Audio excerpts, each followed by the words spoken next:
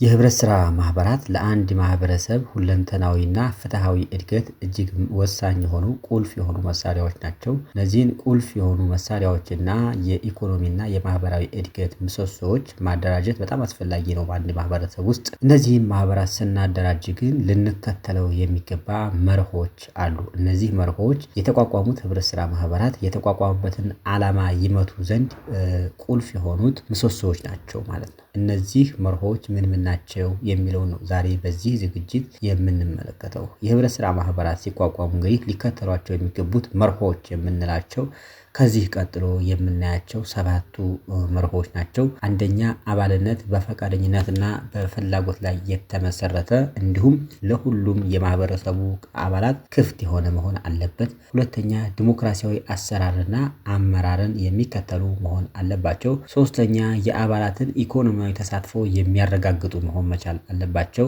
አራተኛ ነፃና ራሳቸውን በራሳቸው የሚያስተዳድሩ ናቸው። አምስተኛ ተከታታይ ትምህርት ስልጠናና መረጃን የሚሰጡበት የአሰራር ስርዓት ያስፈልጋቸዋል። ስድስተኛ ከሌሎች አቻ ህብረት ስራ ማህበራት ጋር ህብረት የመፍጠር የመተባበርና ለጋራ ጥቅም ለጋራ እድገት አብረው የሚሰሩ መሆን መቻል አለባቸው። ሰባተኛና የመጨረሻው ለአካባቢ ዘላቂ ልማት የበኩላቸውን ጥረትና አስተዋጽኦ የሚያደርጉ መሆን መቻል አለባቸው። እንግዲህ ዛሬ ያዘጋጀነው ዝግጅት ይሄን ይመስል ነበር። ሀሳብ አስተያየት ጥያቄ ካላችሁ በኮሜንት መስጫ ሳጥኑ አሊያም እዚህ ፊት ለፊት ላይ ባሉት አድራሻዎቻችን ላይ ልታደርሱን ትችላላችሁ። አብራችሁን ስለሆናችሁ እጅግ በጣም እናመሰግናለን። በቀጣይ በሌላ ዝግጅት እስከምንገናኝ ድረስ ሁላችሁም በያላችሁበት ቸር ሰንብቱ። እናመሰግናለን።